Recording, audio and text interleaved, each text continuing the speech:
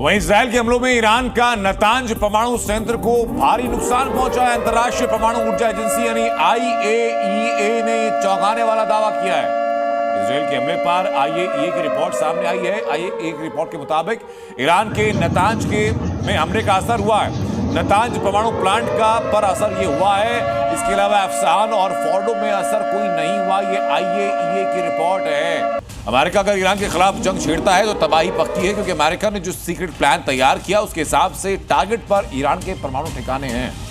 IAEA की report आप देख चुके, जो ब्रेकिंग न्यूज आपको बताई। तो वहीं न्यूक्लियर साइट जहां यूरेनियम संवर्धन के नाम पर ईरान ने एटमी हथियार बना लिए हैं, अमेरिका का दावा यह कि ईरान इसके बेहद करीब है और अगर ईरान इस तबाही से बचना चाहता है तो उसे अमेरिका के साथ डील करनी होगी कि वो कभी न्यूक्लियर हथियार नहीं बनाए। इजरायल वर्सेस ईरान, आगे और घमासान। ईरान के परमाणु बंकर ट्रंप के टारगेट पर।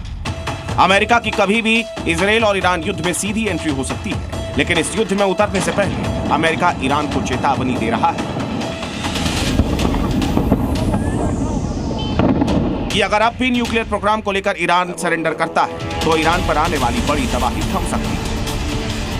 इतना ही नहीं, अमेरिकी राष्ट्रपति का यह भी दावा है कि ईरान एटम बम बनाने के बेहद करीब पहुंच चुका है। लेकिन अगर ईरान ने अमेरिका के साथ डील नहीं की तो फिर ट्रंप ने ईरान की तबाही का सीक्रेट प्लान तैयार कर दिया है।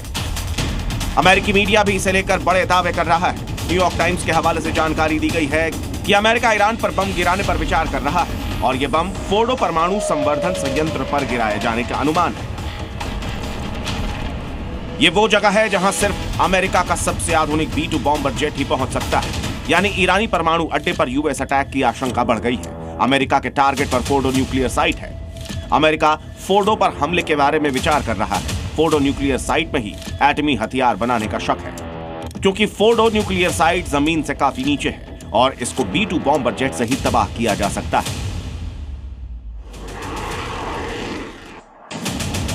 दरअसल जब से ईरान के साथ इजरायल की जंग छिड़ी तब से ही अमेरिका दूर से बैठकर तमाशा देख रहा है। डोनाल्ड ट्रंप सीधे तौर पर ईरान पर हमला तो नहीं कर रहे, लेकिन इजरायल की हर मोर्चे पर मदद कर रहे हैं।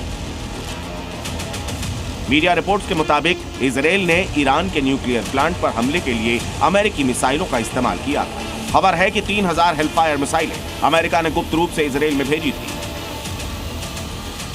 और इन्हीं मिसाइलों के दम पर इजरायल ने ईरान के परमाणु ठिकानों पर हमला किया। अब आपको यह बता दें कि आखिर हेलफायर मिसाइल्स का इस्तेमाल ही इजरायल ने क्यों किया।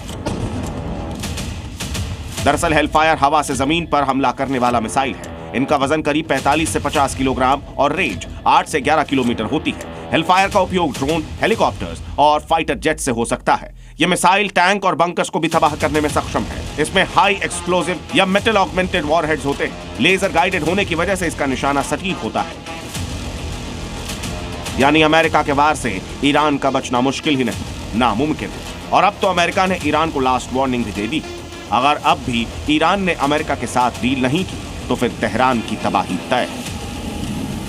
ब्यूरो रिपोर्ट, ज़ी मीडिया। ईरान के परमाणु ठिकानों को तबाह करने के लिए अमेरिका B-2 बॉम्बर जेट का इस्तेमाल कर सकता है। ये क्या है? ये एक स्टेल्थ जेट है, B-2 स्पिरिट। ये इतना एडवांस है कि किसी भी रडार की पकड़ में नहीं आता, यानी आसानी से रडार को चकमा दे सकता है और ये लंबी दूरी तय कर सकता है। ये एक बार में 11,000 किलोमीटर तक उड़ान भर सकता है और रिफ्यूलिंग के बाद 19,000 किलोमीटर तक उड़ान भरने की क्षमता है। इसके साथ ही B-2 बॉम्बर जेट में परमाणु हमला करने की क्षमता है।